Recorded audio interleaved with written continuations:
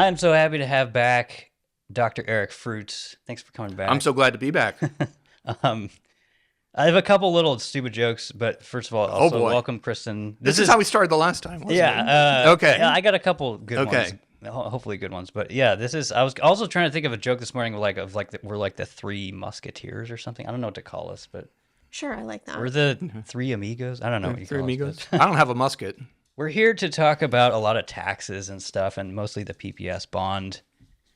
But don't turn PPS it off. Bond. That was one of my jokes. Just because Andy said taxes, don't turn off the show. Yeah, don't turn it off. Yeah. Well, we've got good stuff to talk about. Yeah, and this could be fun. And I do want to say we tried to do this as a sort of debate between two of the PPS sides. It didn't really work out, but we're gonna maybe I'll imitate.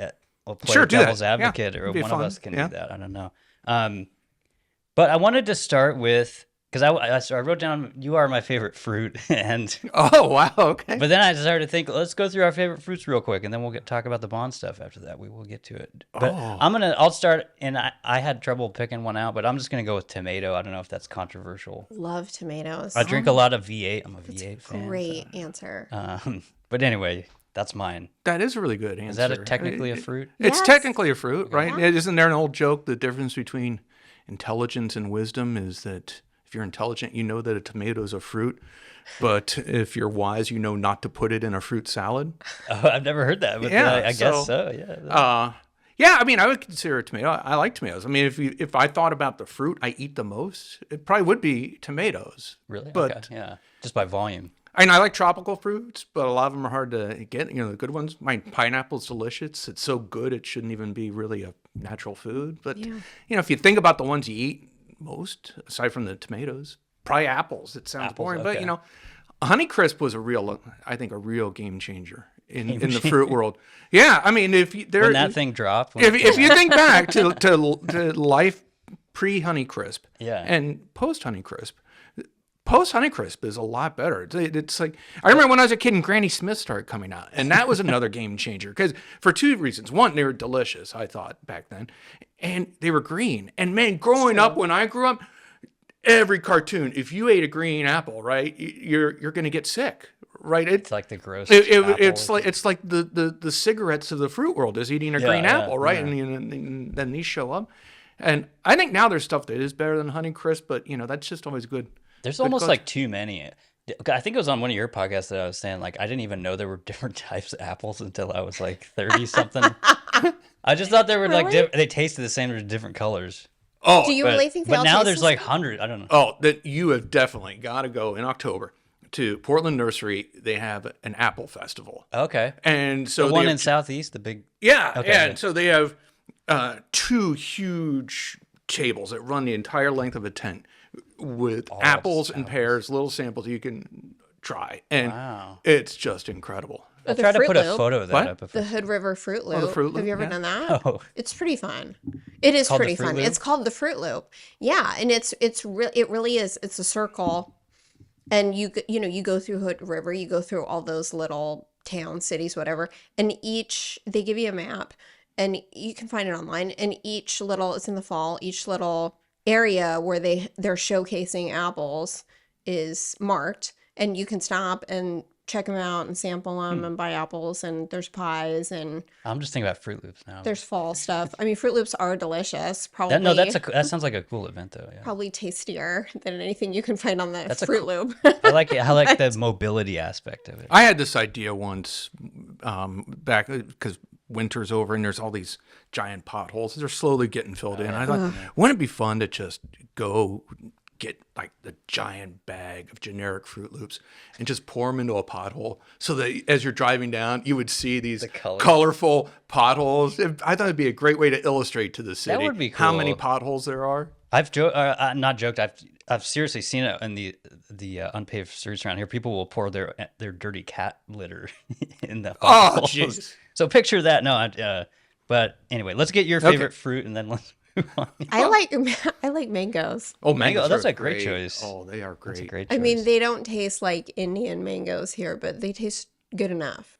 See, that's what I was saying. Like tropical fruit, an Asian or Indian mango is way different. Totally. From a mango here. But you can get a substandard one that's absolutely delicious here. I mean, that's super tasty. The one I want to try, I don't know how I'll ever do it, is a cashew.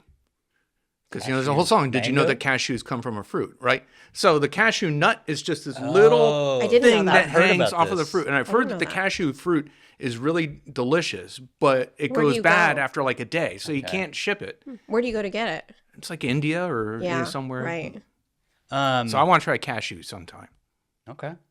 Maybe I'll put a photo of that up. I'll just preface it. We're going to unpack the whole PPS thing because I know the least about it here. You guys were kind of chatting about it before, and I want you to unpack it. But before that, I was just going to say, obviously, this is all under the tariff backdrop right now. Right. And one of the reasons I wanted to do this show, like, I try to just focus on local and Northwest stuff, but I think it's interesting because, like, I literally have a list of a bunch of taxes on here, and I put dogpiling because I feel like everyone's complaining about the tariffs and stuff, and it's on their mind. But we have a bunch of local taxes here, and that's what I wanted to talk about. And I just think it's interesting that, in the city we live in, Portland,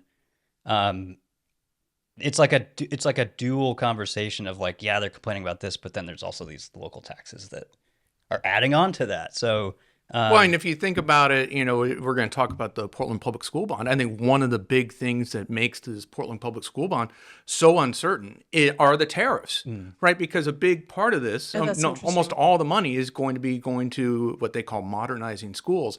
And there's a lot of imports that go into construction materials. So even if they are 100% accurate on what those costs are going to be, we'll get to this, they're not, it could all get blown away. If they'll ask for more money. What's that? They'll just ask for more money. They'll ask for, well, in some ways, this is supposed to be the last ask, but I just don't believe it. That is never true. Yeah. So just from like a high level, give people, because I bet there's a lot of people who don't even know this is on the May ballot, right? It's on the May ballot. Yeah. I think most people don't even know that there is a May ballot, and they don't know that this tax measure is on the May ballot. It's for Portland Public Schools. There's other tax measures across the state. A lot of local governments love to do these sort of May off-year ballots because no one pays attention, but the people who really care show up and vote. So it can kind of just slide it on in. Yeah. So that's, there's a very important strategic reason why they chose May of 2025 to do this. There's no one running for office, so you don't have to, you're not running as a candidate for or against this measure, so that kind of protects them. I think there actually is a school board election because there was an empty seat, but yes, there is. Yeah. In full disclosure, I signed on to a opposition piece in the voters pamphlet about opposing the school bond measure. Okay. Look forward to seeing that. Yeah. Like, what are some of so they're just. The PPS is selling it as basically to update those schools. Is that kind of the main? Yeah, so you have to kind of roll back the clock, go back to, 2011, and they said, okay, we got these schools that are in really bad shape. We need to fix them up, and we're going to issue bonds to do it, and we're going to do this rolling program for 10, 15, 20 years to repair all the schools. And the first one they came out with, it was an entirely different world. Was this at the very, very beginning? The very beginning. And which school did they start with? Well, they decided for that one that they were going to scare everyone that the buildings were going to fall down in an earthquake. So they focused on seismic. We're going to do seismic upgrades to all these schools, and it's totally different. There were K-8 schools that were in there and high school. So like almost every school was going to get something. And it turns out that the whole seismic thing was really kind of a sham.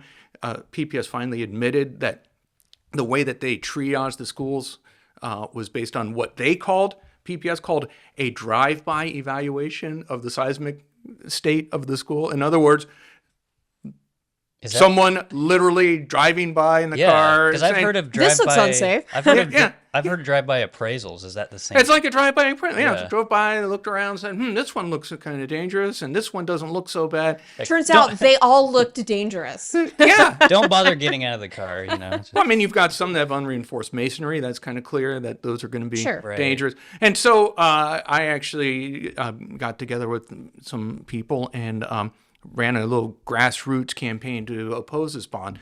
And at the time we had they also had the bond and what's known as an operating levy. So 2 tax increases for Portland Public Schools. We didn't want to be, the anti-school people. So we said, look, tell you what, vote yes on the levy because we need that money. We were just coming off the end of the beginning of the Great Recession. We need money for teachers and so forth. Let's vote for that. Let's reject the school bond measure because you can always come back. And they did. And to PPS's credit, they came back with a better bond measure. So was it rejected? It was rejected the first time. And before it even went on the ballot? No. It went on the ballot and voters What year was voted. this? No, that was 2011, I believe. 2000. So was that the last time a school bond failed? In Portland. 2011. Wow. So that's relatively recent. Oh, yeah. And then they came back with a better one, and that was the first one. That. And that one passed, and then they came back a couple of years later, and that one, see, what happens is as they go through time, they get more and more comfortable and they get more and more loosey-goosey with what they're going to do, and there's less accountability.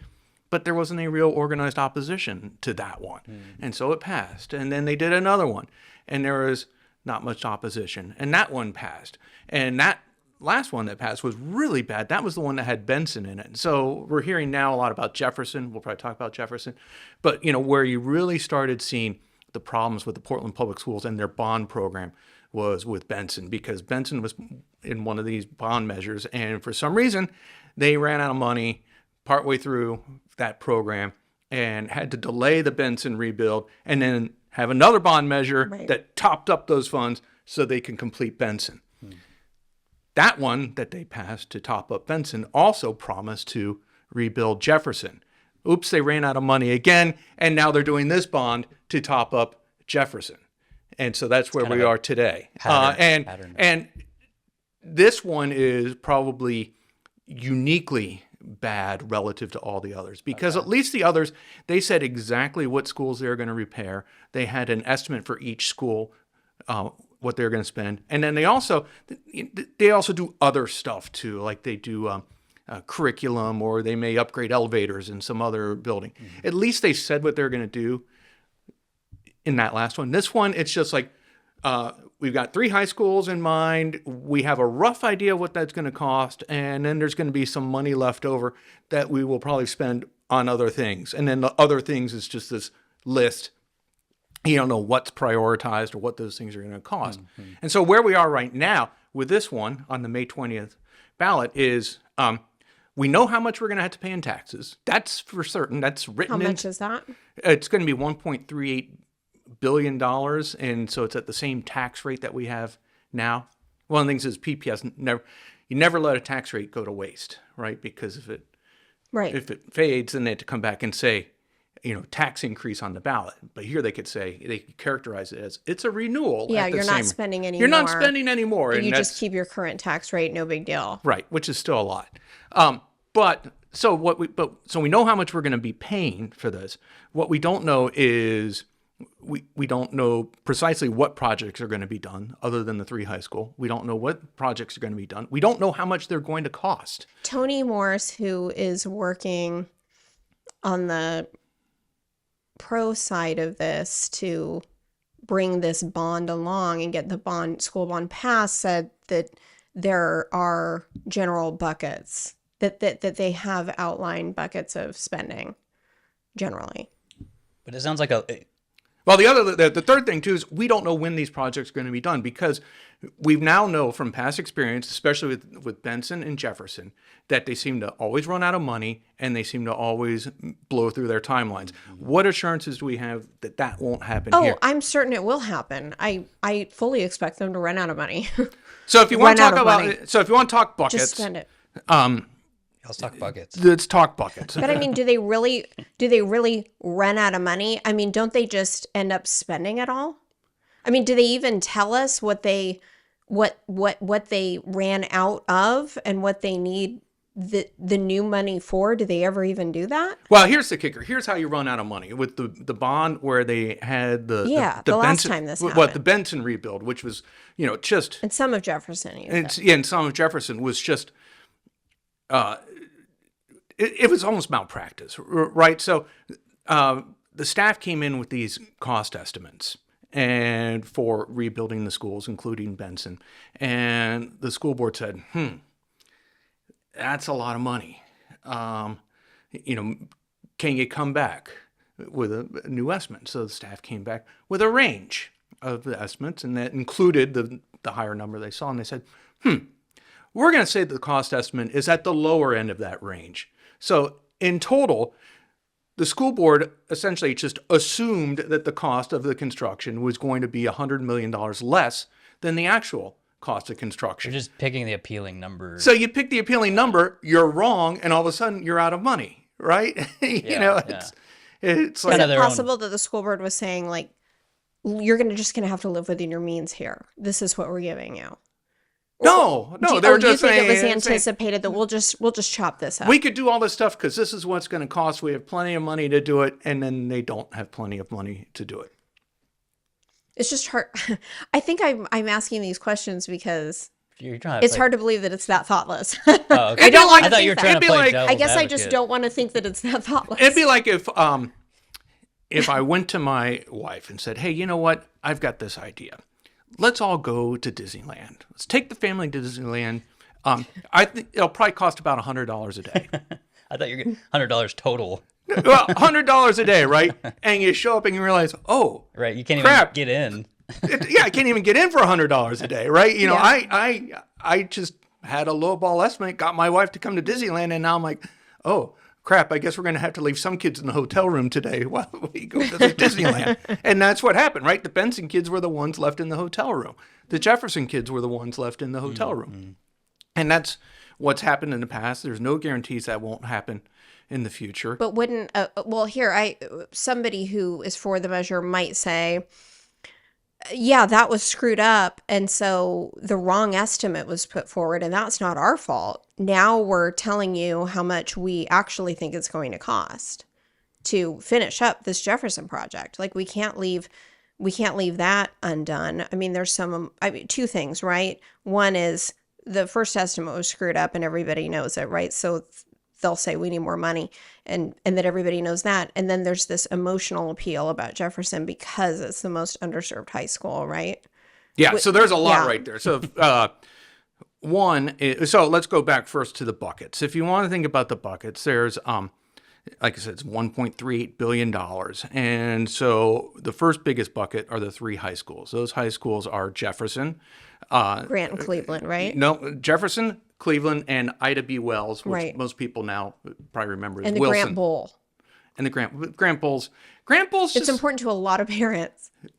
Don't hold your breath, because that is not guaranteed. Right? Okay. I mean, that's on the, so you're let me saying get to my buckets. Okay. So the buckets are your three high schools, Cleveland, Ida B. Wells, Wilson, and Jefferson. Each of those are about $450 million. So right there, you're at about, close to $1.3 That's pretty much all billion dollars, right? Yeah. So that's almost all the money. There's some money left over from the 2020 bond, so that kind of offsets that. So then what's left, so your bucket are the high schools, and then your other bucket, which you're looking at maybe, according to PPS's latest estimates, is probably a little less than $300 million, is for everything else. Grant Bowl might be in there. They also say we might do roof repairs, we might buy curriculum, we might put in new elevators in schools. There is going to be, a huge money grab for that remaining money. Right. But the thing is that extra money that's left over, that $200,000 to $300,000, that's like it's only like 15% of the budget. If those schools, the high schools, go over budget by 15%, right, that money's gone. None of those other things are going to happen. And they will. I mean, they just will. Don't they always go over budget? They always go over budget. I don't think there's been a single one that has come in on time and under budget. Yeah, because we're talking brand new schools for each of those three that you mentioned, right? Well, and it's PPS. They're never going to be under Any budget. government project that size is usually. And even before the tariffs, we were living in a world of higher than expected inflation, especially in construction materials. And now you've got the tariffs, which are really going to hit construction materials. There is just literally no way that the schools that they're planning on building now under their current plans are going to come in even close to the budget. Mm-hmm. But won't they say, hey, Eric, yeah, we didn't anticipate these tariffs hitting these projects so hard. Just use and that so as and can't they soft pedal it now and say this is phase one? And there will be a phase two because of what Trump is doing to us. And I think that's another that will be another emotional appeal. You could say that. In a perfect world you could, but they already have the ballot title submitted to the county. That can't be changed. Voters' pamphlet statements are already in. Those can't be changed. If they come in and they say, oh, sorry, this is phase one, we may not actually do one of those high schools, then they're lying. They are lying because they promised in that ballot measure what they were going to do. And if they don't do that, then they've got a real problem. How does that work, though? Like, aren't there acts of God that occur that prevent these promises from being carried out? I mean, won't they just throw that into that bucket like an unforeseen event? Like COVID could be thrown into that bucket back in We've had 20 years of unforeseen events. If you talk to them about Benson, unforeseen event. Jefferson, unforeseen event. Every time they go over budget, everything is unforeseen event. Sure. You know, I learned this lesson the day that the Red Line opened to the airport. The MAX, yeah. The MAX opened to the airport. Terrible ridership. Close to zero. It was 9/11, 2001, right? There is always some excuse for something bad that happens. Bad things happen all the time. And so that's just part of the market. It's part of it. Yeah. And so I always think that if you're going to be honest about doing these things, you should say that you should build in a lot of contingencies. And be really conservative about your ask. Yeah, which means inflate it. Just assume it's going to cost. Ask for, times it by 2 and ask for that. But see, now you've got a real problem because right now those 3 high schools, each one is $450 million, $500 million. And you have people who are on the school board. Andrew Scott, who used to be on the school board, the chief operating officer for Metro for a while, right? Said these will be the most expensive high schools ever built in the United States. Each of them. Yeah. 3 of the most expensive high schools. Why is this? Well, because I remember this going on. There was a lot of that pushback of the cost a couple months ago. But then this week, right, they're now talking about, hey, we may not need this LEED gold certification and all this stuff. But that's probably why they're so expensive, right? Because it's in line with their climate change stuff or whatever. Yeah, and but you must know this. I mean, I lived in a LEED certified building, in an apartment building here in Portland, actually, and like it's not gold. I'll tell you why it's not gold standard. Part of what it means is less elevator banks. Like it means less of the things that we like. Right. A good LEED person takes the stairs. You should be taking the stairs. I mean, it's in the name of energy the 23rd efficiency, right? floor or something like. Well, I can make fun of LEED all day long. But it's small ball. It's true. The giant driver for the cost of these schools is the square footage.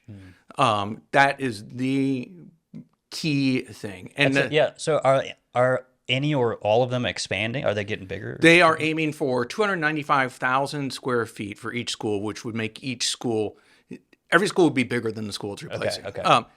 They are designing these schools to hold 1,700 students. Will they be the biggest in the country? I'm just trying to understand, Well, here's the thing. 1,700 is an enormous. 1,700 students. You only have, I think, 2 high schools in PPS right now that are at or above. Lincoln must be one. Lincoln and Franklin. Yeah. No, not Lincoln. No, Grant. Lincoln. Grant and Franklin. Okay. Jefferson, one of the schools they want to rebuild for $450 million to hold 1,700 students.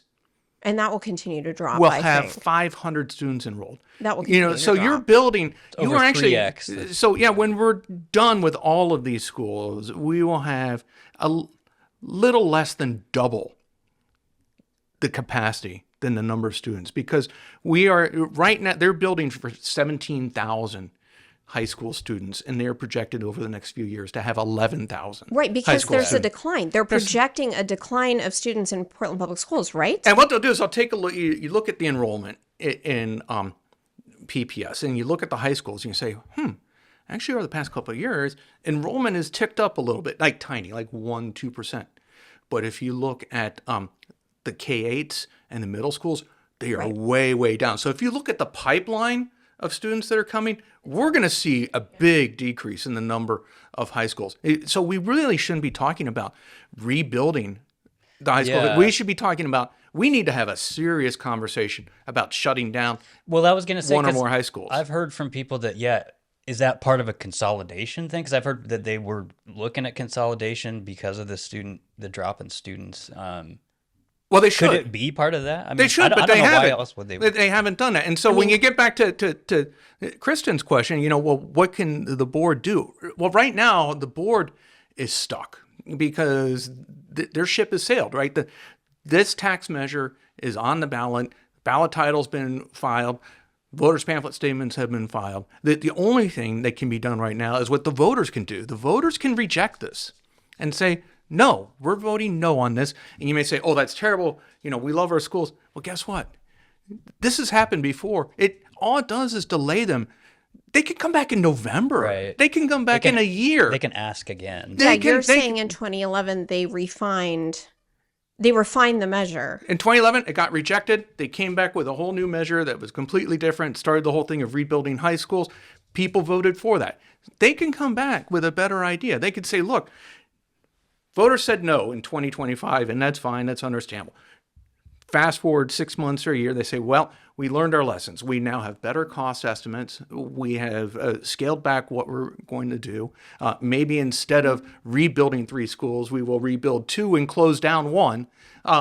Those are the conversations we need to have because they need to have a better handle on not just the tariff stuff, which is, I feel sorry for anyone who has to think about that in terms of like trying to plan into the future. Right. But they need to have a real serious discussion about how they're going to handle the expected enrollment declines. That is a big deal.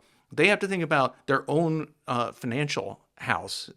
They keep saying they have a $40 million shortfall in their budget, right? And building schools, that comes out of the bond, but operating schools, right? That's a different. And they say, well, we're going to save money with energy efficiency, but you're also going to be spending more money because you're going to have bigger buildings, right? So it's not really clear whether the operating costs are going to be lower for these rebuilt schools and where are they going to come up with the money for that. So that's why I say, one way to think about it is, voters should vote no. It's not a no. It's saying pause. Let's hit pause and make the school board come back and have some real conversations. Julia Brim Edwards, one of the school board members, who's probably one of the more reasonable ones, and a Multnomah County commissioner. The most reasonable Multnomah County commissioner. She has complained several times that this measure really lacked a lot of community input into it, and it was just the staff and the board ran with this. They were in a hurry, a real rush to get it on the ballot because they didn't want that tax rate to go away. And the way they did is they said, we want the rate, we'll figure out how to spend the money later. And here we are almost a month away from the ballot until voters are in the ballot. And we don't know exactly what projects are going to be done, how much they're going to cost, or when they'll be completed. It's a disaster. Yeah, the one thing that's weird to me is I always thought that especially government stuff is had to be strictly earmarked, but it just sounds like it's not really clear how the money is supposed to be spent. There are earmarks, but it's really loose. It's loose. Yeah. Construction bond money can only be spent on physical objects. Okay. If you want to get into physical objects with a useful life of more than a year. Like Lamborghinis no, I'm just kidding. You can't buy pencils. Okay. Can't buy pencils because they don't have a useful life of a year, but you can use it on things like curriculum. Sure. Textbooks have a useful life. I guess they would say, though, right, that what we were talking about earlier, you always have to don't come back to us with another ask, build in a conservative estimate, which is, build that in or build in these acts of God or whatever you think. And so wouldn't they say, well, how specific can we really be here because you're telling us to be conservative about our ask and we have to just throw in a whole bunch of money for for acts of God or for increased Well, see, costs, that's what I was getting back to with your question about why don't they just say, but these schools are going to cost twice as much. Well, the problem is that they're already the most expensive schools in the country. If they come back and are conservative by making them look even more expensive, then you get even more pushback. Oh, and they're not going to cost $450; they're going to cost $600,000. I guess I still don't understand why. Do you understand why they're the most expensive? I know they're adding square footage, but are they going to be the biggest in the country? Is that why they're the most expensive in the country? Well, even if you look on a square foot basis, they're more expensive. They're more expensive than in Beaverton, than I think it was Tiger. There's some. Everything's more expensive here. Maybe they'll. I don't know. Do they say that? Well, but why? There's. I saw one of the board meetings. There's excuses for everything, right? Cleveland is challenging because it's on an incline, and it has kind of a separated campus. So you have the school building at one part, and then you have the about a block away, you have the sports field. For Ida B. Wells, Wilson, it's actually kind of built on a hill, and they have this plan to stair-stepping the building. There's just no way that there isn't another, that any of these high schools in the United States haven't dealt with inclines or hills. What's You're asking a question I don't know the answer to because that's the thing. There really is. It drives me crazy because there's this approach among the school board, the staff, even the media. It's what I call it's a mystery approach. It's like, these schools are so expensive. I don't know why. It's a mystery. It's like religion. Yeah. It is a lot of people's religion. Oregon student achievement is among the lowest in the country, right? We're one of the whitest states in the country where we have incomes that are roughly the same as the rest of the country. There is no reason why a score should be so low based on demographics. And then you try to probe, even try to ask ChatGPT, and it goes like, it's a mystery, right? It's not a mystery. The mystery that's solved, it's because of PERS. Now, if we want to have that discussion, we can have that one later. PERS, yeah. But the answer is PERS, and it's always PERS. Is any of this money going to PERS? Has nothing to do with PERS. But, okay. But the question is why.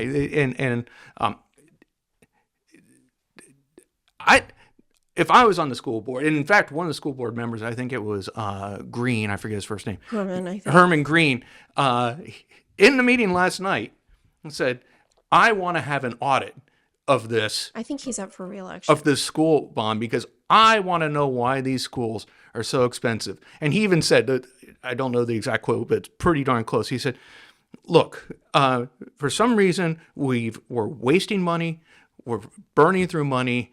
I want to know, and this is his words, I want to know when the bleeding's going to stop. You've got a school board member a month before people vote saying that kind of stuff to his colleagues. When you've got the school board even questioning where the money's going, that should be enough for any voter to say, you know what? Well, I was going to say and maybe I'm in the extreme and the hot take on this, but I, for the past few years, I'm just like anything that is asking for more money, I just vote no. Yeah. I don't care if it's a school thing or not. No is a very good answer. And also, free is a very good price. No is a very good answer. Yeah, well, and also I just think in 2025, it's just a bad, and that's why I have so many of these other ones on here. The whole thing of getting into 2025 was like, let's get inflation back down, let's get affordability back. So that's why I think all these stuff we're going to talk about, it's like, it's not the time to be asking for more money from people, in my opinion. Well, it's funny, in the movie studios, it had this mantra during COVID. It was survive to 25. Yeah. Right. If we can make it to 2025, we've got smooth sailing. And I think that's the same attitude that a lot of people had, including a lot of local governments. We got to survive to 2025, and then it'll be smooth sailing. The thing is that they weren't acting like it, because what they did, and PPS is guilty of this too, is they took one-time COVID funding and acted like it was permanent. Yeah. And that seemed like a chronic, like a lot of governments in our area. Oh, you can't name one that hasn't. Right. And now they're all asking for more money, and it's like, why did you guys build these programs on one-time funding? Now, there is one problem I think that the district's going to face. I still think voters should vote no on it and tell the district to come back with a better idea. But in November or even next year, there's going to be huge reckoning at PPS. In November, of course, property tax bills come out. And when, I always think that election day should also be the tax day, because that really cements kind of line things up. Yeah. But Just you wait. Pay attention over the next few months because we are now entering into school fundraising auction season. True, yeah. And you know where that money goes? All hands raised. It used to go to the schools. 40%? No. Now it's close to 100% because the school district last year voted to get rid of that system. Oh, that's right. All the money. Nobody has an endowment anymore, right? All the money gets kicked upstairs. That's right. And then the bobbleheads. Is it just in one big slush fund? It's one big slush fund. For everybody. Yeah. And then the goblins at Gringotts decide who's going to get that money. And you're going to watch, first of all, that participation by parents now in these auctions and fundraising is just going to plummet, right? Why am I going to raise money, spend hundreds of dollars at a school auction when there's a very good chance my school won't see a penny of it? I guess what I've heard, so even during the 40%, I was surprised at the amount of money people were pouring into schools at these auctions, and it made them feel good. Yeah. I mean, it's very strange. When I was growing up, we didn't have any of this. I mean, and people would say, well, that's because our schools were fully funded. No, they're not. But that's probably a whole other story that you can give us a background on. But I'll tell you why it happened, how they raised so much money. It involves a lot of alcohol. Oh, I know that. Because these parents just get totally bombed. And no, I know that. But it's people funny, feel very It's funny good. to hear about not just the regular. It works with anything. The regular hangover, but there's often a huge financial thing. My wife will talk to her friends, and they'll say, "Oh my God, true. I can't believe I spent $1,000 last night on on a trip to a Holiday Inn in Astoria." No, it's really bizarre. It's the only time I've seen people in my neighborhood vomiting. Oh yeah. Okay. Oh yeah. In bushes and stuff. Like people who mothers who want to present themselves. Well, you got to get down sometime. You got to party. I mean, I guess the school auction is. You got to go to one with a camera. It's you think that that Kevin and Tara get some fun videos. You could you can have a whole thing on school auction parents. That's true. It's actually parents really gone funny. wild I mean, or it's kind of it's kind of cute. But the other thing too, we're joking about that, but I think it's real. You're gonna have a huge impact on fundraising, and the other kicker. Yeah, but what I was hearing parents, these people were feeling good about themselves. It was sort of like putting money in the collection plate at church. They felt like, hey, the 40% goes to all hands raised, which helps other underserved schools. And look at us. We're so lucky. Look at how, and they're not wrong. Like, look at how privileged we are. The least we can do is hand 40% of that over to those kids at Jeff or over to those kids at Arleta. Right, but that's other 60%. Actually goes to their school. And what that goes to, the way that the funding had worked in the past was you had the PTA and you have the foundation. The PTA buys stuff. That's the Teachers Association? Yeah, no, Parent-Teacher Association. Okay, so okay. Not the Teachers Union. Not a teacher, the Parent-Teacher. I was thinking of PAT, sorry. Yeah, so it's mostly parents, but parents and teachers working together. And so they do fundraising. That fundraising goes to buy stuff, books, whatever. Right. The foundation is used to buy people's time. So like your educational assistants, a lot of them are paid for. FTEs are paid for out of the foundation. That money is gone. And if you ask around to most schools, some schools have figured out a little wrinkle that it's not quite right. But now that money cannot be used to pay for PPS salaries. So a lot of schools are letting their EAs go. So you will find a lot of kindergartens are getting rid of their educational assistants. And that will be a real shocker. Now, the wrinkle is, so I said you can't use that money to hire PPS employees. So what some have done is they have created a thing, essentially turn these EAs into contractors. So you can have a loophole. Yeah. Because you're hiring a contractor and whoever so you don't have benefits. Yeah. And it's right. So where can the money go? Where can the money for these previous foundations go? Well, I don't know. Oh, you're saying it all gets wrapped up into the PTA money and all? No. It gets beamed up to the mothership. Like all hands. I don't even know if it's called all hands raised. They change the name every few years because they don't want people to. Yeah. Okay. And then it gets it gets Reagan called it trickle-down economics, tinkle-down economics to everyone else, right? So you turn your money into the pot, and then they distribute But that'll be, I think, in Portland, I agree with you. There'll be some people who opt out, but Portland seems to be the haven, a real haven for people who want to do good. And if they can be told, I always joke. I see a lot of Ridwell boxes around. You know what I'm talking about? I get shamed because I don't. I think you're right, Kristen, but I think they do good, but there's a lot of self-interest in it. If they know that they won't get anything out of it, right, they're not going to do it because the thing, because I've gone to these auctions. Is that true? Kids. They won't get anything. So all the money goes to the underserved schools. None of it goes to your school. We don't know. This is the first year, so we don't know where the money's going to go. So they haven't told us. They haven't told us. We don't know how it's going to work out. They've had meeting after meeting to develop a framework for how the money's going to be distributed. But if you go to these auctions, aside from the parents misbehaving, there's always like probably a 10 or 15-minute slideshow showing you where your money's going. Look at these EAs who do wonderful things, and here's our school counselor, and here's the reading specialist, and the kids all love them. They have a cute kid with a lisp talk about, of course, why they want to go to school every day. And then now what's the video going to be? Someone. It'll be like the Humane Society video. It'll like the dogs in the cages. It'll be. I don't. I mean, right? Because they'll have if they're saying it's going to all the underserved.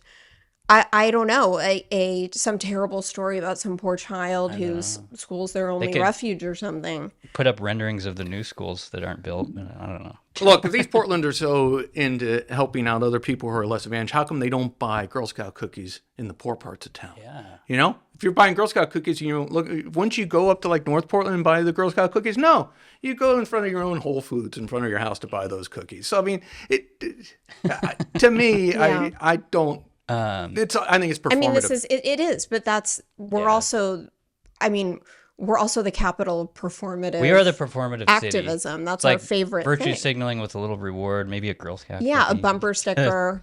I was going to move on, but I want to ask a really dumb question about the bond stuff. So if that passes, how does that? Because I'm always confused. Like, if it's a PPS thing, does that just go to Multnomah County property tax? Like, how does that, or is that shows up it'll show up on your property taxes as a line item? Yeah. Okay. If you live it could be there's in the school district. In the school district, right? Okay. Yeah. So I mean, there's huge parts of Portland that are not in Portland public schools. Right. So we've got like Park Rose and David Douglas are outside. So so those people won't. Yeah, that's David Douglas School District. They won't see that line item. They'll see the David Douglas line item on their property tax bill. So, and by the same token, only people who pay those property taxes are the ones who vote on this measure. That's why the ballots are really convoluted. Okay. I mean, Eric, I think that the best arguments the other side has are, again, and we're dealing with these kind of voters who this does appeal to, are emotional appeals, like Jefferson is full of underserved kids. How can we build new schools for all these other kids and not finish up Jefferson? And then the other argument is for people, and I live in one of these districts, they feel left behind. They feel like, well, hey, everybody has a new school but us, and we want one too.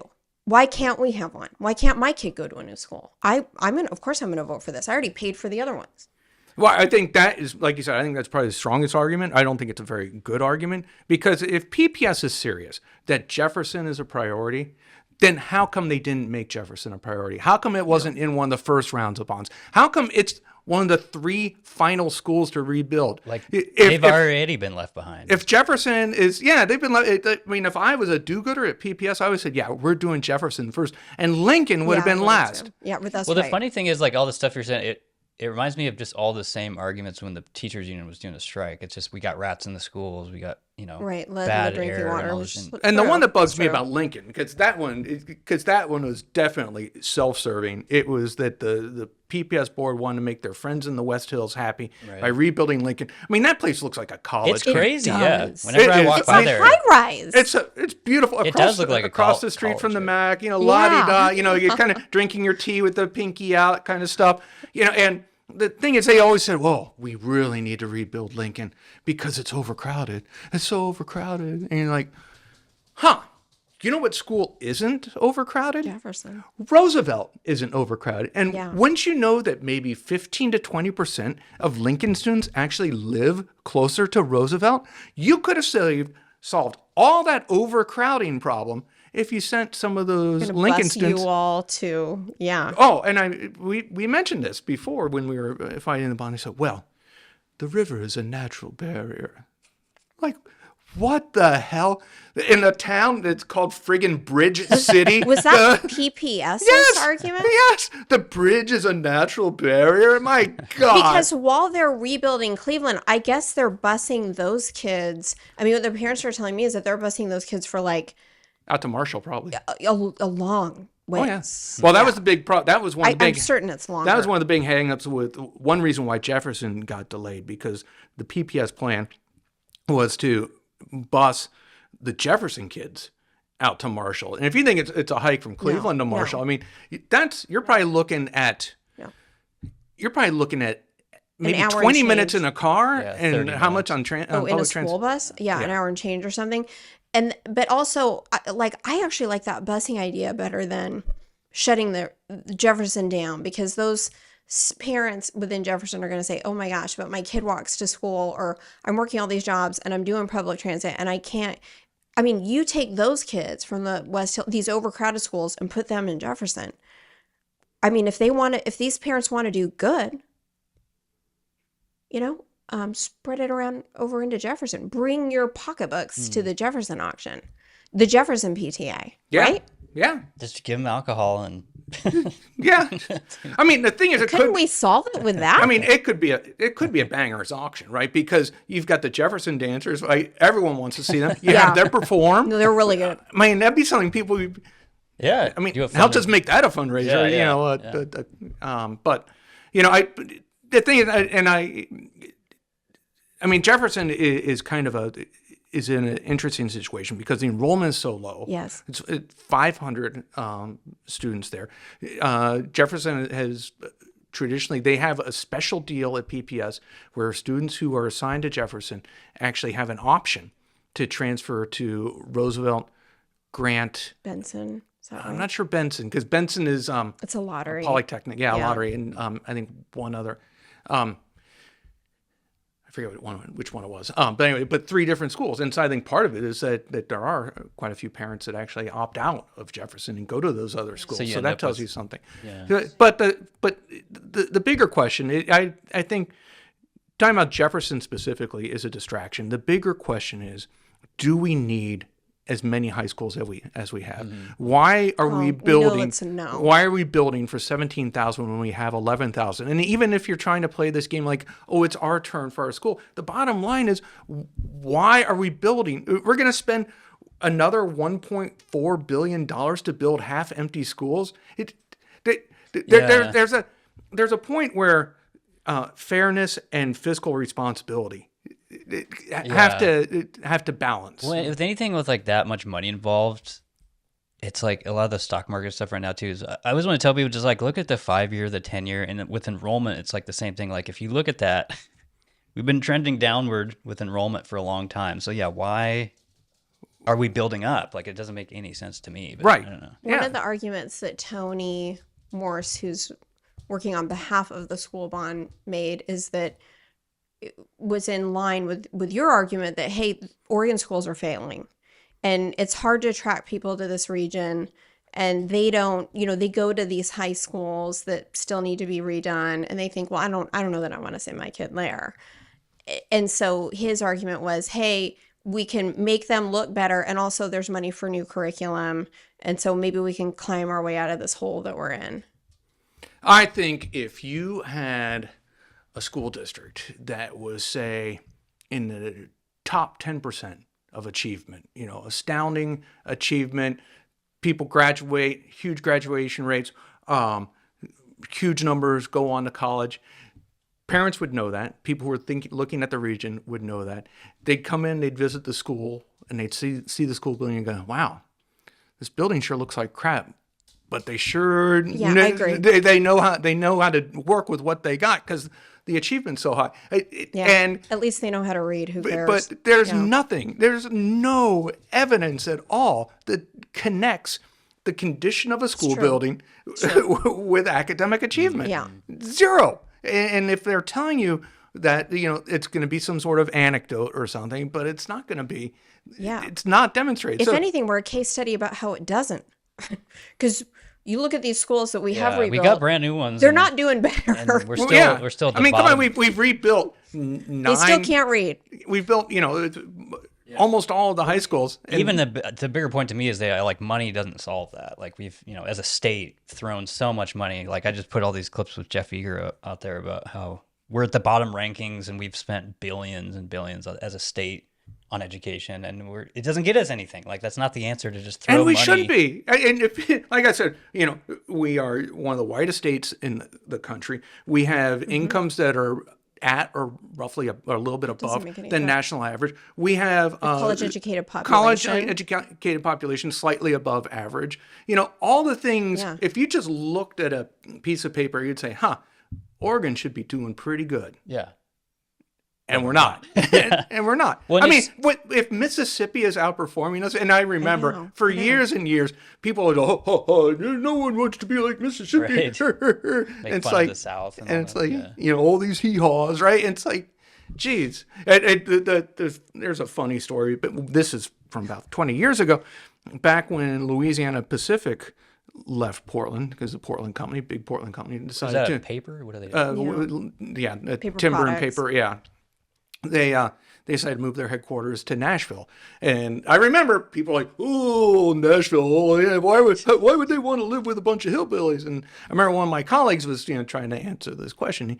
He called around, and because Oregon, we're the most livable place on earth. It's so beautiful. Yeah. You talk to people in Nashville, and they will tell you Nashville's the most beautiful place on earth. Well, especially now, Nashville's popping off. Oh my God! A lot of cities envy them. So I mean, first of all, there's a lot of livable cities in the country, and you know what? Livability is an asset you can draw down, and clearly Portland has. Because I think the Portland we live in now is a lot different from the one when Louisiana Pacific left. It certainly is. Yeah. It's far a lot more of industries hostile. left, not just timber and all that, but yeah, and that's also like a chronic. I talk about it all the time on here, and some of this other stuff's applicable. Of we raise all these we raise money through taxes all the time, and that money just doesn't translate to. Services. It always reminds me of the folklore about Napoleon, where one of his generals says, "What are you doing, Napoleon?" And Napoleon says, "If you're making an omelet, you got to break a few eggs." And a few months later, the general comes back and says, "Napoleon, we've broken a lot of eggs. I've yet to see an omelet." And that's kind of where we are here. We're breaking a ton of eggs by raising taxes, and we have yet to see the omelet that they're making with it. Yeah, where's the omelet? Where's the Portland omelet? So in some, voters can reject this school bond. No, and they'll come back. They will come back. We all know that they'll come back, and it'll look better, and they can take this criticism to heart, the voters' criticism to heart. I guarantee you, it will be entirely different and better. If the voters reject this, you will have something to vote on next time that is much better, because PPS, they're smart, the staff is smart, the board is smart. They will learn a lesson when they get spanked by the voters, and they will actually, I think, make the effort. They will actually reach out to the community, and they will actually have serious discussions about what should go into a bond and talk about fiscal realities. What would you vote on? What kind of a bond would you vote yes on? What would you want to see? I would want to see some sort of acknowledgement of the declining enrollment. So if PPS doesn't want to consider closing a school, a high school, then they should probably think about, is there a way that we can downscale these schools to more accurately reflect current and anticipated enrollment? So if we wanted, let's just, for the sake of argument, say they're sold on doing Jefferson, Cleveland, and Ida B. Wells. Okay, fine. Maybe instead of 295,000 square feet, that you make Jefferson big enough to hold maybe 750 or 1,000 students, and you make those other high schools for, I don't know what their current enrollment is, but for something that's, like their current enrollment plus maybe 10% as a buffer, right? Then we could come back, but not something where we're looking at, enrollment, a building that's anywhere from 20 to 50% bigger than the number of students there. So if the buildings reflect the reality of enrollment, you'd be if they did that, and if that in turn resulted in lower construction costs, because if you could get the cost of those high schools down, if you get them, closer to 250 or 300 million, if you shave $150 million off of each of those, that gives you another 450 million. And that's something where you can actually, that's $500 million.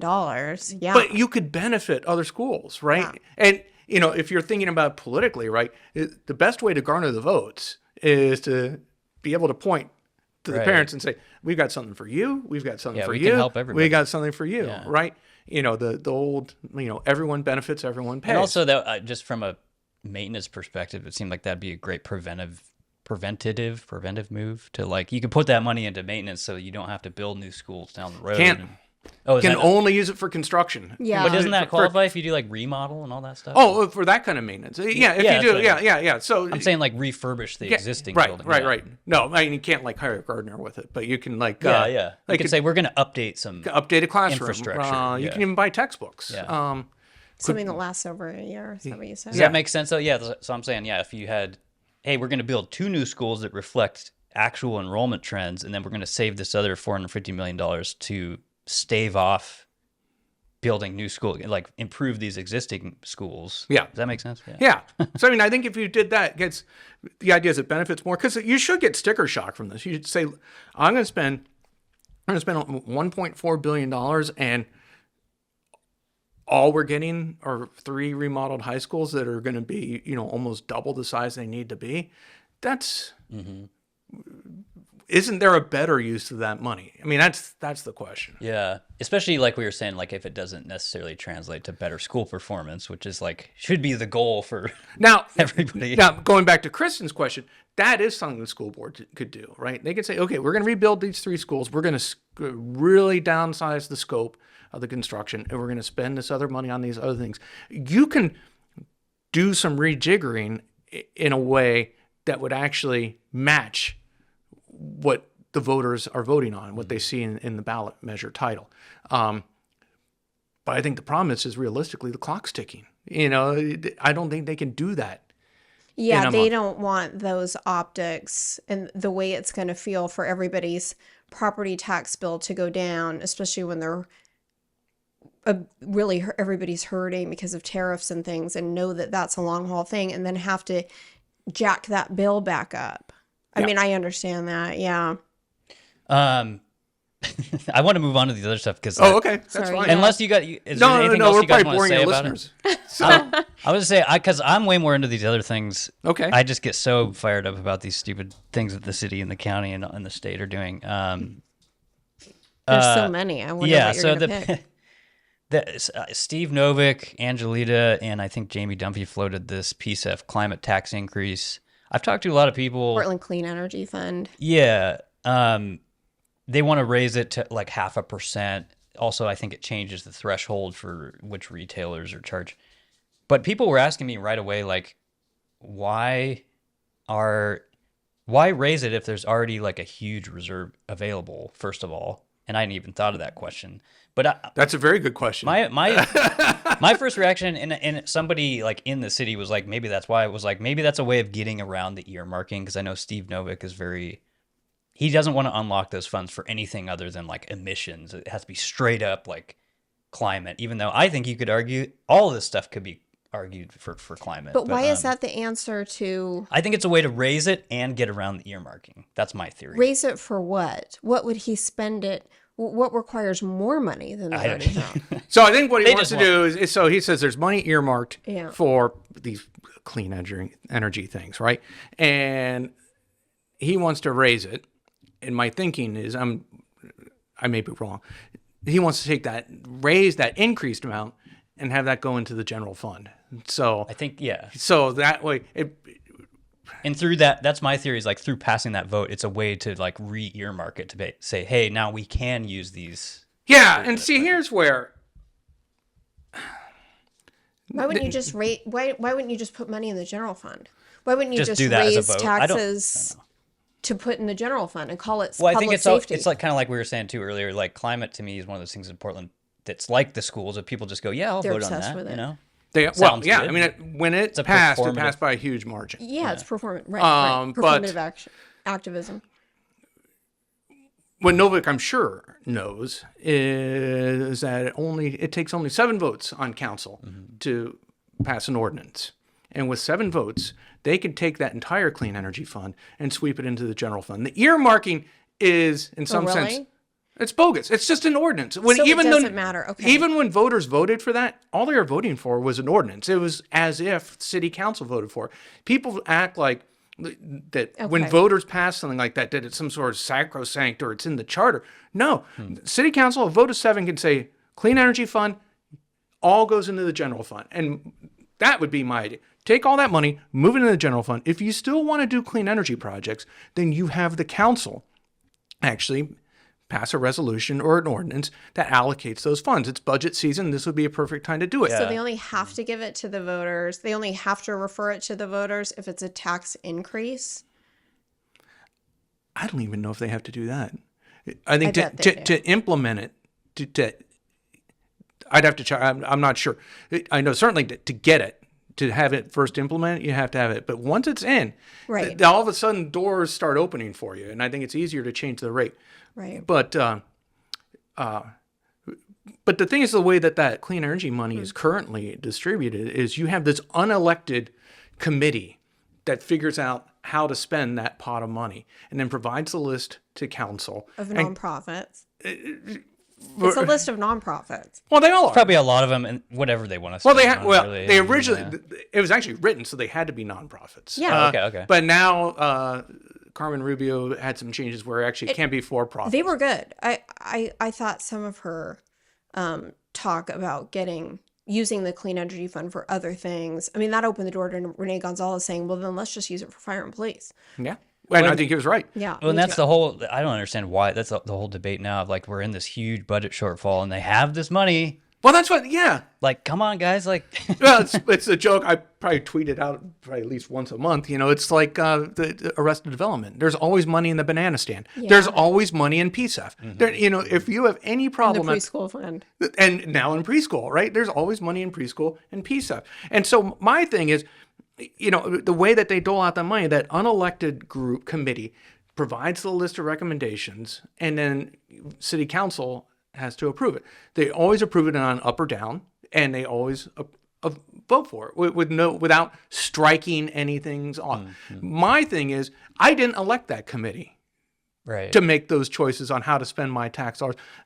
As much as I may not like or disagree with the people on city council, they're elected, and so let them take all that PCEF money, sweep it into the general fund, let city council have a vote and have a hearing and do all the stuff that you normally do to figure out how that money should be distributed, because I think there should be a lot more scrutiny. I mean, is it really, how much are we dealing with the energy crisis if we're using PCEF money to buy air conditioners for poor people, right? Last time I heard air conditioners are like the worst thing ever for the environment, right? At least, or maybe the time when the world has changed. And the budget crunch is so bad. They're talking about, you know, shutting down these community centers that are like, you know, hugely important to people. And it's like, how is that not climate related? I don't get, that's the stuff I don't get. It's like, come on. That's a cooling center. Yeah, and there's swimming pools for and all children. this.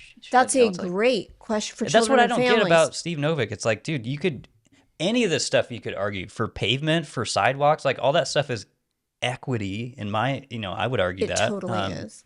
And it helps, you know, it's tied to climate. So anyway, I don't know. That's well, you know, if you're driving on better roads, you're using less fuel, which that's what I'm saying. It's just more efficient. Yeah. And and that's what they do to us all the time, right? They always have like this like Rube Goldberg, like, but don't tell them to buy a Tesla. Don't tell them to buy a Tesla. Don't tell who? City council. Oh no. Well, now that you hear all the arguments. Well, they're heavier. They ruin the roads faster and stuff. The one thing I was gonna say about that too is like, I think it's funny how in articles and stuff they always say like, hey, this will go on large retailers like Walmart. And I always think like, I don't think we have Walmart left. No, they're gone. We don't have Walmart in Portland. We drove them out already. And also, the one out by 80 seconds. It's gone. Yeah. Right? Yeah. It's a Chinese superstore. Yeah. I bet that Chinese superstore pays it though. Probably. I'm sure they do. But Eric, isn't it true? I mean, I've seen it on receipts. Isn't it? Of course it's true that just gets passed on to the consumer. Yeah, well. And so that's what's so crazy to me is they keep talking about how these large corporations, I mean, a lot of them are family businesses, but just these companies need to pay their fair share. But that gets passed on to everybody buying things, like the poor people who need the school supplies or whatever. Oh, yeah. Yeah. Just straight. And of course they were going to Walmart because it's less expensive. Well, in the biggest, and what's wrong with Walmart? Yeah, that's the bigger point that I always think of is it's just generally there. anti-business, and it drives away the Walmarts, and where people but it ends can't up being afford anti-poor people. That don't you think? Because that's who populated that 82nd Walmart. Mm-hmm. Yeah, and that's why we don't get and they bought food there. We don't get the. Do we have Dollar General? I was saying, that's why they don't build. Yes, we do still have those. Okay. Do we have them in Portland? That's what I was wondering. I don't think we have them in the city limits. Because I think we have them on 82nd. I was going to say that's why they don't build stuff like that. Well, here, you might be right. They might be on the Clackamas line. Because they're just going to get charged this tax, and they would already get charged it, but it would go up if they pass this thing. But yeah, I mean, the thing is, you come to a point where you're essentially trapped, right? Fred Meyers can pass it on because I'm gonna shop at Fred Meyers. I'm not gonna go drive across city lines to your shopping habits. And well, I'm not gonna drive 20 minutes just to avoid just pay lower prices. So I mean that's okay. We have a Dollar Tree. Where's that? Lloyd Center. Oh, there's a bunch of Dollar Trees. Oh, Lloyd Center. So we may not have Dollar Generals. I don't think they're usually in like towns and stuff. But I was thinking the Dollar Tree on Sandy's been closed for a while. That might be. I was just thinking that might be why. Because that's like a newer business, newer brand, and maybe they don't come in because of these big, huge retailer taxes. But yeah, it's just general. I mean, in the grand scheme of things, that PCEF tax. I mean, I hate to say it because I'm not a big tax fan. It's not that big. It's not that big a tax. What is it? I can't remember. I think right now it's 1%. Yeah, 1%. And they want to bump it to 1.5. But we're talking about gross sales of like millions of dollars. So, whatever. Yeah, and you have to be, what is it? Have to have at least $1 billion of sales nationally or like $500,000. Yeah, so but all the stuff we're talking about would apply. We're talking New Seasons, Fred Meyer, like all these big retailers. But yeah, I just generally see it as another reason why we don't have the Walmarts and we don't have the businesses aren't going to come here because it's cheaper also to build. theft. That was a problem. Yeah. So I just wanted to complain about that. I hope it doesn't pass. I've been doing all these episodes too, trying to, get the city council to say like, let's not start off on an anti-business foot with this new council. So was Novick thinking of putting that on the ballot? I think it was just a city vote. Council vote. That's what I mean. Because the thing is, putting something on the ballot always sounds great. Like, oh, that's a much better way that we can get the people. Right. Think about the process, right? If you do that thing, you have to have a campaign and you have to raise money to do that. It's so expensive. Yeah. All right, let's move on to I keep calling it the AI ban. I've talked a lot about this. I think they're going to vote on it.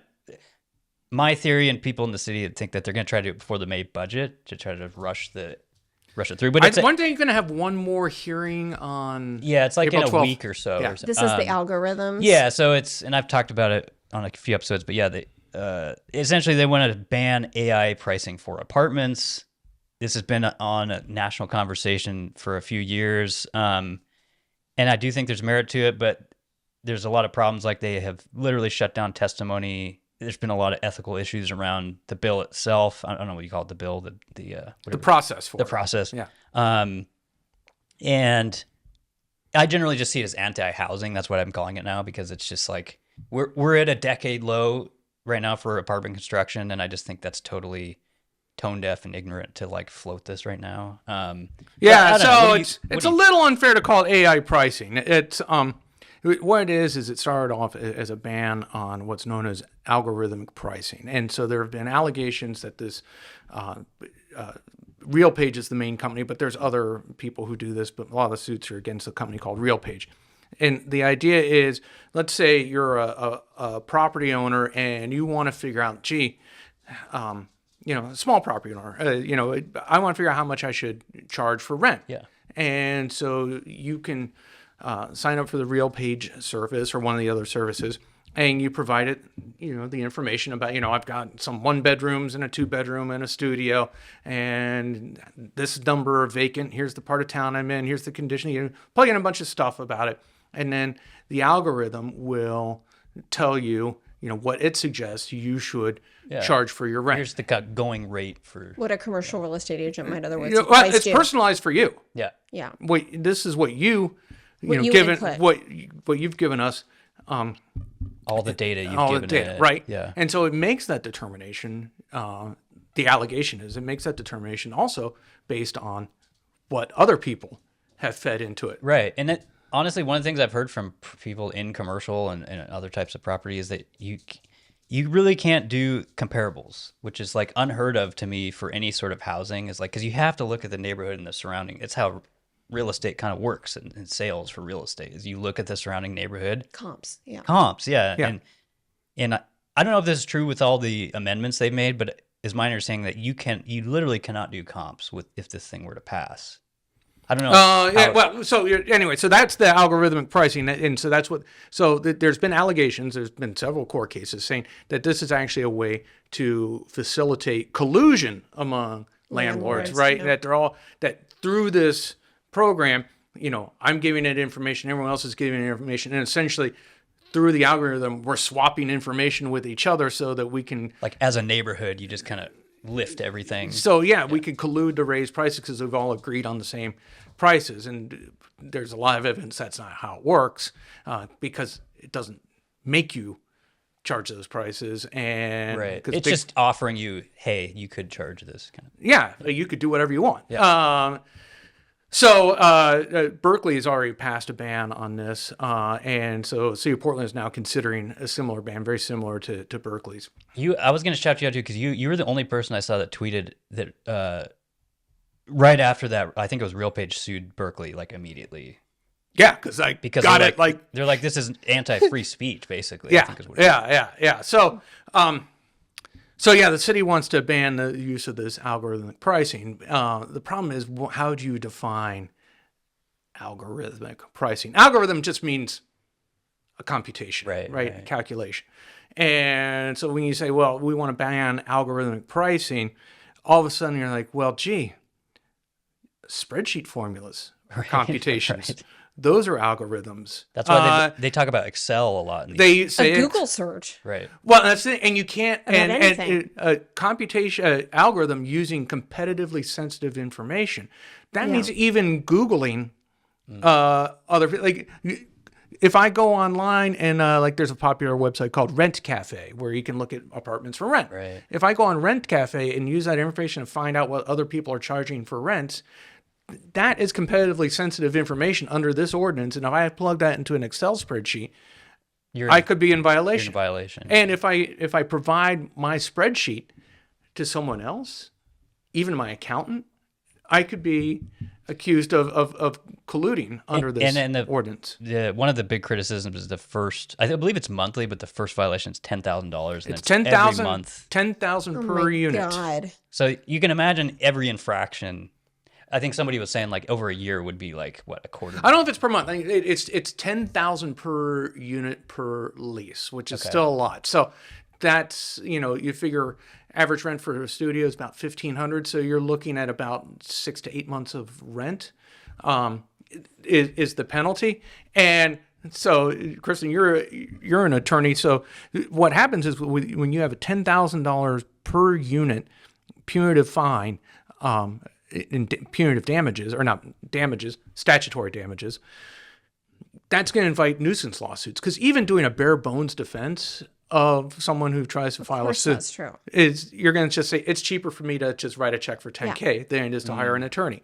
And so it's going to be, I think, just a huge shakedown with a bunch of nuisance suits. And all you have to do is, like, if you just have evidence that the guy used Google or Excel, or you could say, oh, it sounds like you used an algorithm here, right? And that's why I say, like, it almost seems like you're just stripping away all the tools people can look at to say, hey, what should I charge? You need a way to figure that out, whether you're a small renter, like a single renter, like where I'm at. I'm a renter here. I have the guy just rents one property.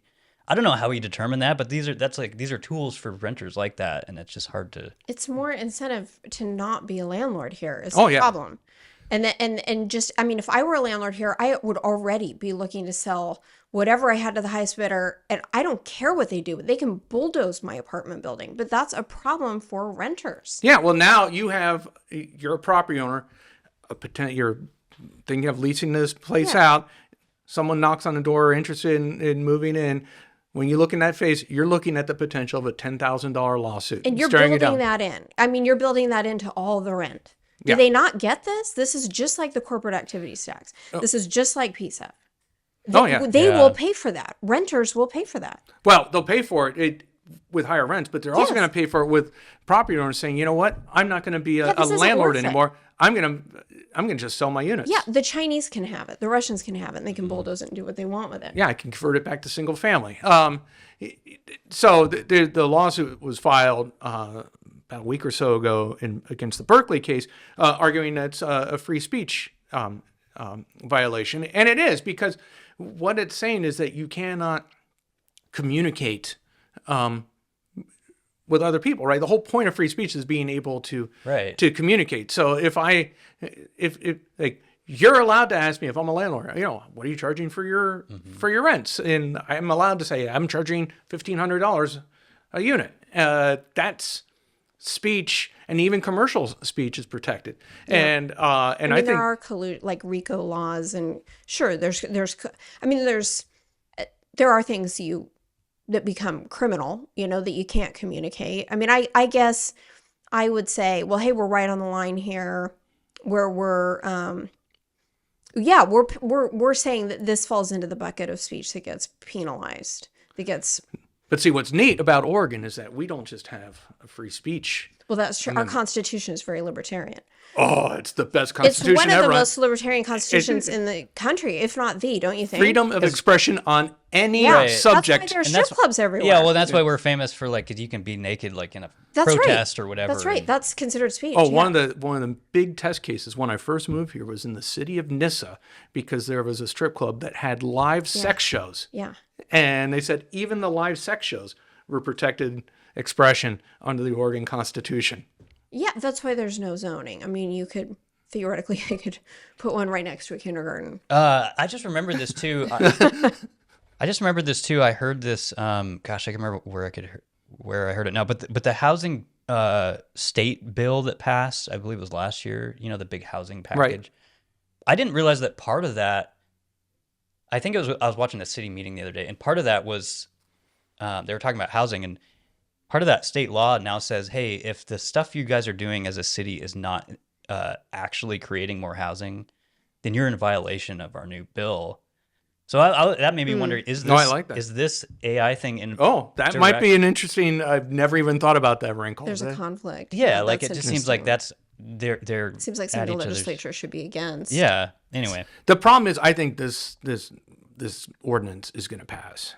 I think it will too. It's like way more than 10 to 1. The comments. There'll probably be a couple. No, I'm serious. The testimony, I know. Just the written is. Yeah.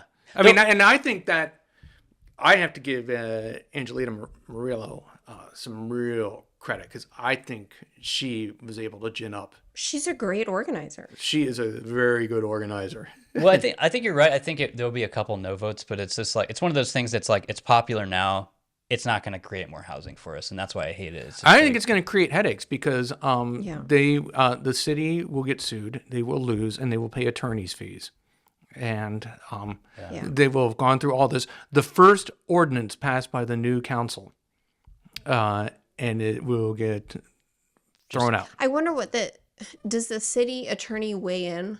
I wonder on whatever they float with each other, or does the city attorney, I actually don't know the answer to this, does the city attorney weigh in after council votes on the measure? I know he's there. They would look at this. Like, they would look at the constitutional issues, they would look at the state conflict, and they would come back with an opinion, presumably, saying... Steve Novick's an attorney. Yeah. Steve Novick's a friggin' attorney. Right? And he'll probably vote for it. And I'm sure he will. Well, if he had any sort of modesty, he would say, well, I'm an attorney, but I do environmental stuff. Why don't I go talk to Robert Taylor, the city attorney, and at least just get some feedback on this, even if it's informal? Or heck, why don't we get him to testify before city council, do a presentation, and at least describe the potential pitfalls? Yeah. Well, it's like the thing that I brought up, the state bill, but then also, the free, because of our extreme free speech constitution, it seems like those two things will be hugely problematic. But anything else you want to say about it? I'm going to move on to this last thing here. No, that was fun. Okay. I could talk about that stuff all day. It just drives me crazy how, I worked in like housing education for 5 years, and people do not know, like, we have so many federal, state laws that already do so much regulation in housing. Yes. And so it's just like this kind of stuff, all it does is just drive developers and builders away. So anyway. Well, developers and builders and the people who finance them, they could do their job anywhere. Yeah, and they don't have to deal with these legal headaches. And they do. Yeah. They do. They're leaving. Right, because, it's classic, ROI, return on investment. Where do I get the highest ROI? I don't have to come to Portland. If I can make more money doing it somewhere else, I'm going to do it somewhere else. In a city that's growing, like Austin or something, they'll do. That's what they'll do. Yeah, these people, you hear developers, I'm building this because I love Portland, and Portland's such a wonderful place, and I'm committed to this city. It's like, bull crap. You figured out a way that you're going to get a decent return on your investment here, because as soon as that goes away, you're going to go somewhere else. Because if you don't, your financiers are going to say, you'll starve. Say you're a joke. I'm not dealing with you because you're a loser, right? And so the market's an amazing disciplining force. I did also write this could be a whole can of worms too, but I did also write the social housing thing. They passed I don't know what it is. They voted and passed to do a study. Studies are fine. And that's kind of how I felt. I'm like, I'm not into this at all. But I know how this study's going to go. Yeah. I know exactly how. Karnak, the old Johnny Carson, where he can read the future. The great Karnak, I where it's going to go. Did they budget any money for that? I'm not sure about that. Now, that means Echo Northwest is probably going to get another $150K to write a report that's going to tell them exactly what they want to hear. Right. And it'll be something like social housing's awesome. Even though they probably wrote something a couple years ago that says social housing. What is that? Just so people understand what the context is. In the old days, I think you're all younger than me. In the old days, we called them the projects. That's what I've been hearing from a lot of people. Yeah, and that's what I don't disagree with that. I just view it all the same as like HUD housing, social projects or the projects. Yeah. No, I think they truly are the projects because Bed-Stuy. Yeah, if you go to New York, you see. Yeah. But and the reason why Chicago. there is a distinction because you go back to the 50s, 60s, and 70s, and they had those projects where they decided we're going to just build these massive structures that we dump poor people in. Like I lived in Chicago when Cabrini Green was still around. Oh yeah. Towers and whatever. Have you ever seen the movie Candyman? That's part of it. Candyman. That's in Cabrini Green. So, yeah. But you'll see it. They're just infamous for getting dilapidated. They don't. Well, they're failures, and so public policy changed and said we still need some sort of public housing, and so they got rid of the projects, and they decided what we're going to do is we're going to build, smaller developments, and we're going to try to put them into a variety of neighborhoods. So like you're not just in the poor part, mixed use, right? Yeah. So you can have some areas that are a little bit more middle class that will have these public housing. And so that's why the term the projects is kind of going away. But, most of them were, kind of like duplexes and smaller things. But now when you're talking about social housing, at least the way they're talking about it, sounds like they want to bring back we want a giant tower full of, and, I remember driving through Cabrini Green and, they had these, there were these huge towers and everyone had like a little patio, but there's also like a little like walkway along, where you can, like ride a tricycle. And they were all like, they're like behind chain link fences. So like every they look like prison. They literally look like, because they're all because of course you don't want a kid to ride his trike over the railing. But it's like And I have heard that from almost 10 people now. They're like, it sounds like projects. And I'm like, that's basically what they're talking about. Especially in here with the urban growth boundary, it is going to have to be a vertical build because of our regulations and all that stuff. Well, if enough people move out, it won't even be an issue. Right, and that's what's funny. That's the right. It's kind of funny because for years, I mean, ever since I moved here, even before, the whole thing is we need smart growth, and we really want to, kind of limit our growth so that we can manage it. It's like, dudes, we don't have that problem. Your dream is coming true. This is exactly what you wanted. Utopia. It's your utopia, man. People are moving out. You don't need to build new roads. You don't need to build new housing. You don't need to build new schools. It's just awesome. Yeah. We can all just, use our potholes as hot tubs. Got that degrowth going on. Degrowthers, yeah. But that's I've said that Portland. People say, why do you live in Portland? Why do you do that? You've got to understand, Portland is doing an incredible service to the rest of the country because we are the place where the worst ideas are experimented on. And so we're the guinea pigs, we're the lab. And so our suffering is here to help make everyone else's life a little bit more flourishing, because that way we're doing the baptism by fire. Because we love to say that we're the leaders, and we are the leader. We're leaders in what not to do, and it's very important. It's a role that we have to play. We should relish it. It's sad. I mean, we suffer through it, but it's just we're like the tasters. It's a cross we have to bear. A taster. Right? Yeah, I wish I could have your attitude. I need to just accept study it. that. Accept the suck and just hey, we are suffering for you. Learn our lessons. I need that wisdom. Okay, the last one I was going to talk about was I believe it's called the ODOT package. But I wanted to also mention, I'm sure you saw the $1 billion that ODOT lost. Yeah. How do you? And I think what do you even say about that? I know. I think it was just some kind of error, and they. It was, it's just the biggest boneheaded, it's it wasn't even, there's a mathematical error. Yeah, something like that. It sounds like cover again. It sounds like everything else here. Yeah. So that's why, I don't know if that's why they're doing this ODOT, but basically now they're we can't even pay our basic ODOT stuff if we don't pass, is what they're saying. But I just wanted to see what you thought about it. That's so sad. There's a 20-cent Did gas. somebody fall for another phishing scheme? Remember that? Oh. That was the old city thing. Yeah. Was it $4 million? I don't know. It was some crazy number. Yeah. It was. But yeah, there's the 20-cent gas tax increase. There's a payroll tax increase, which I think is really going to piss off everyone. And then there's the tire tax that's been getting a lot of conversation. Oh my God. But I don't know. I just wanted to get your thoughts about it. Well, I'm not a big fan of taxes, but I think if you're going to fund transportation stuff, I think a gas tax is one of the more appropriate ones, because at least there's a nexus between the tax that you're raising and how it's getting spent, and then gas taxes or any fuel taxes constitutionally protected in the sense that it needs to be spent on transportation improvements, so you can't go use it for other. On road improvements, you can't use it to go buy school buses or transit buses or anything. So I think that's appropriate. I'm not a big fan of the payroll tax, because I think that's just, if you want some less of something, tax it, right? And I just see it as bad for individuals and employers. It's nobody wants that. But. So that's bad.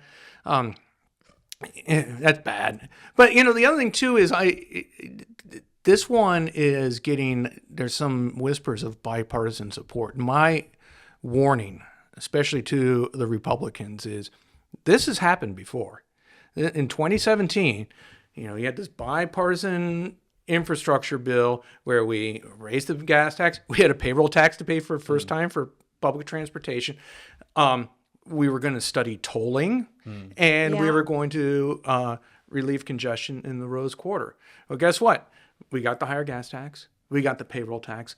We never got the Rose Quarter congestion, and that is tied up and will probably never happen. Essentially, the Republicans went with this, paid the price, and didn't get anything out of it.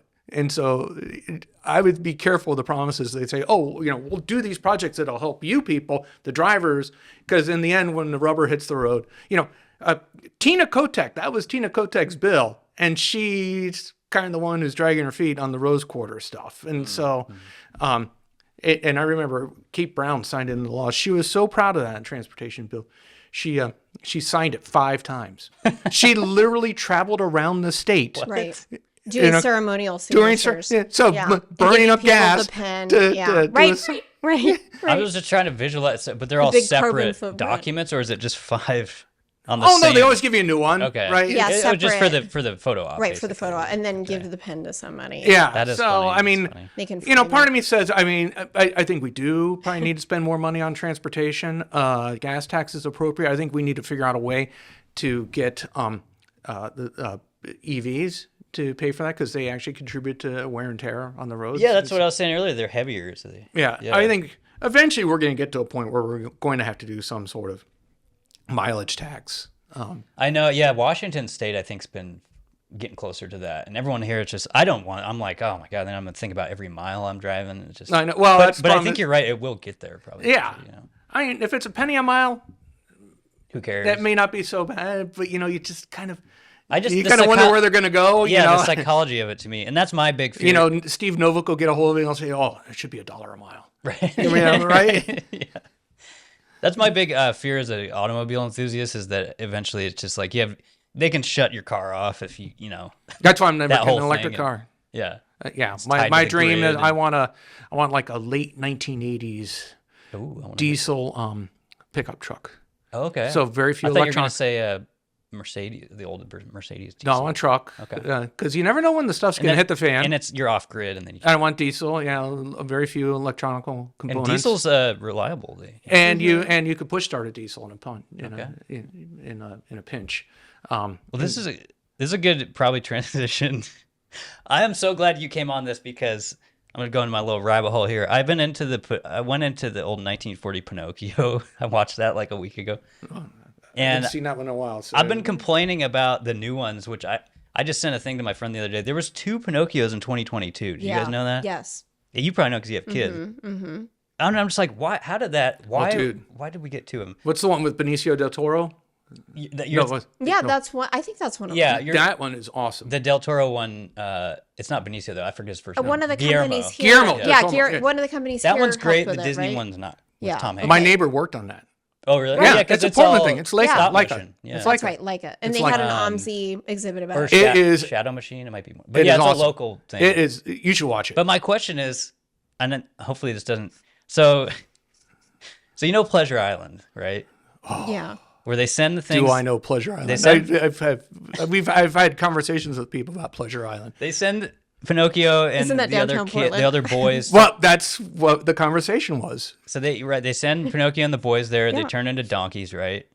My economics question is: so I see this huge park. It's like a huge theme park. They're giving away the cigars. They have rides. They have mansions the kids can destroy. And when I was watching, I was just thinking about the cost benefit, the kind of cost breakdown of so they build this thing up and then they sell the donkeys. Right. Do you think that's feasible? Can they make enough money off selling the donkeys? Wait, you're talking about donkey trafficking? I'm not gonna get behind that. No. I just wonder if I know it's a cartoon, but I was just thinking watching it, is this an economically feasible model of because they got to rebuild that park every time. Do you know what I'm saying? Does that make sense?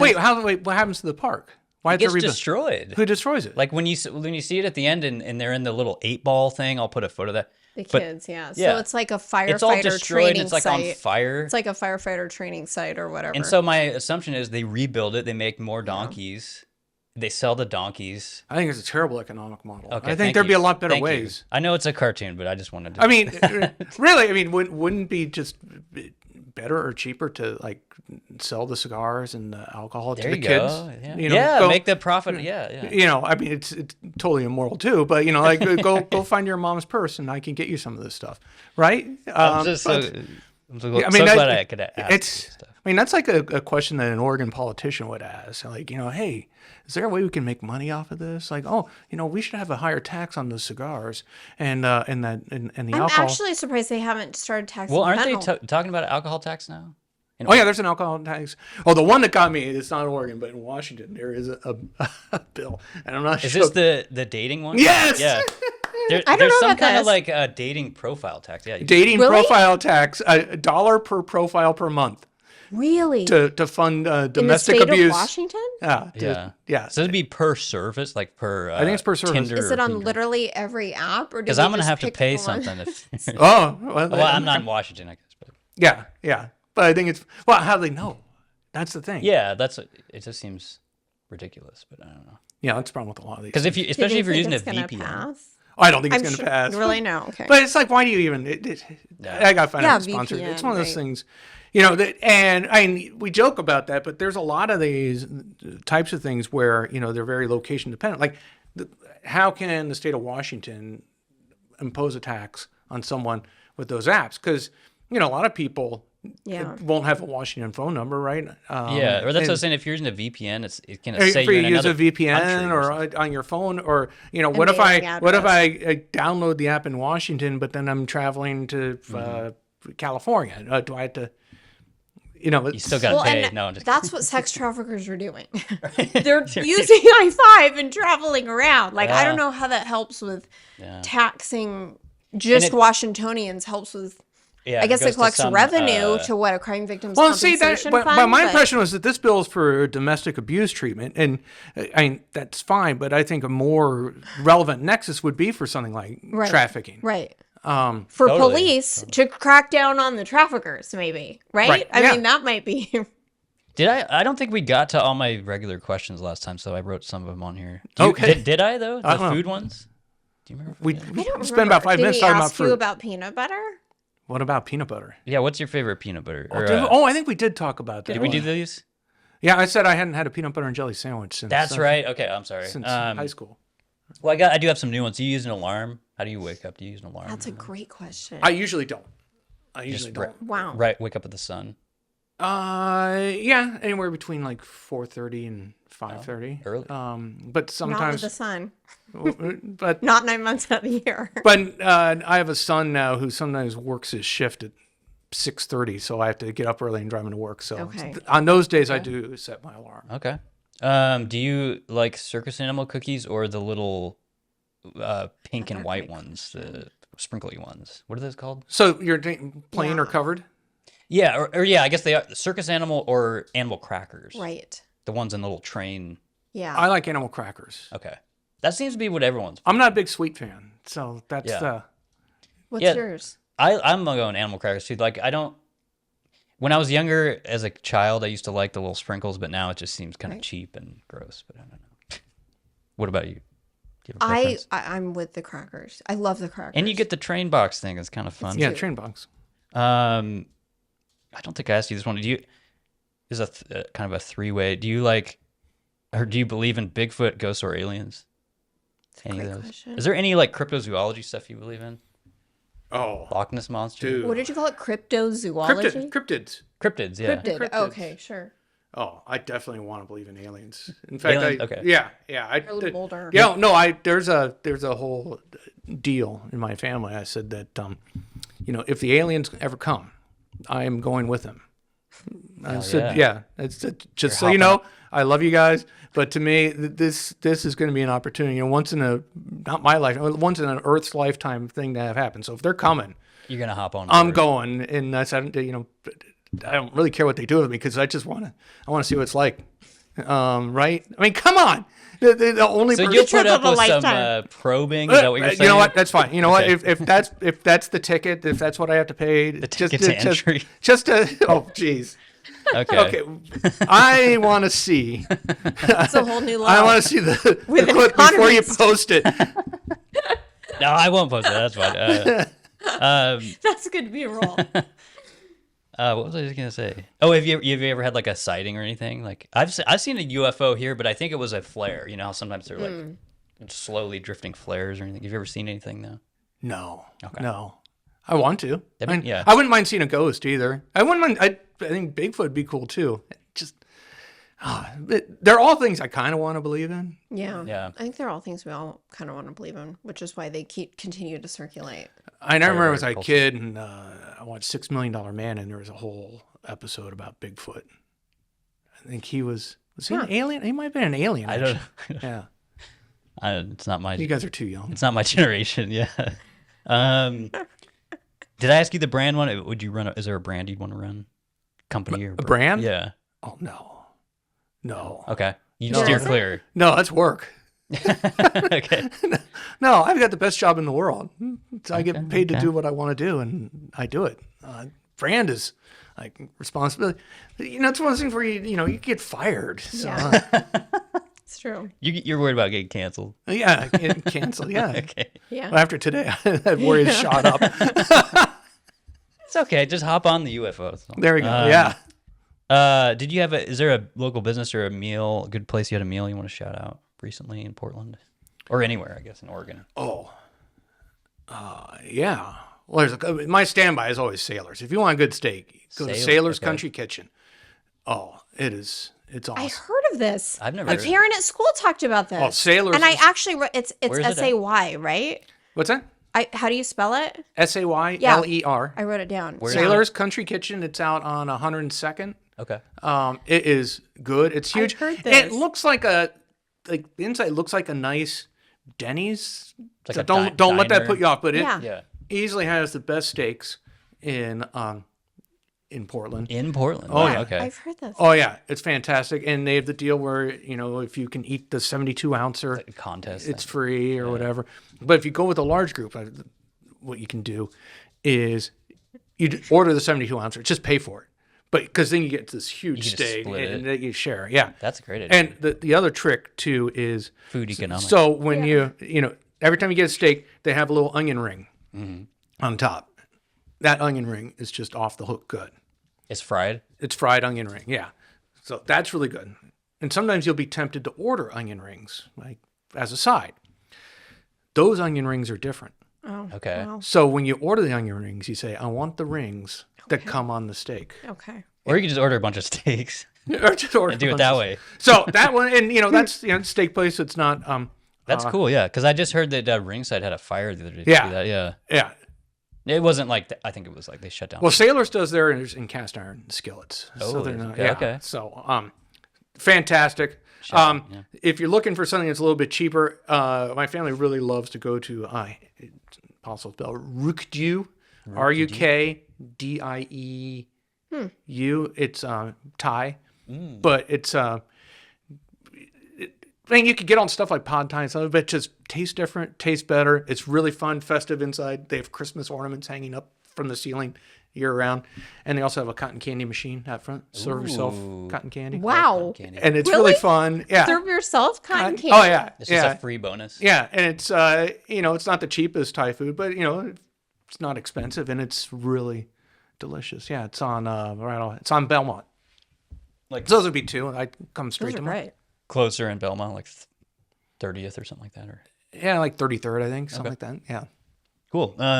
Anything else you guys want to talk about before I wrap it up here? What time is it? It's like 1 o'clock. Thank you, Dr. Fruits. Dr. Fruits. Yeah, follow Eric on Twitter or whatever else. Are you on anything else? Yeah. Oh, I'm on Blue Sky. Oh, you're on there. Okay. Well, I did it. I don't do much on it. I mean, he's a professor.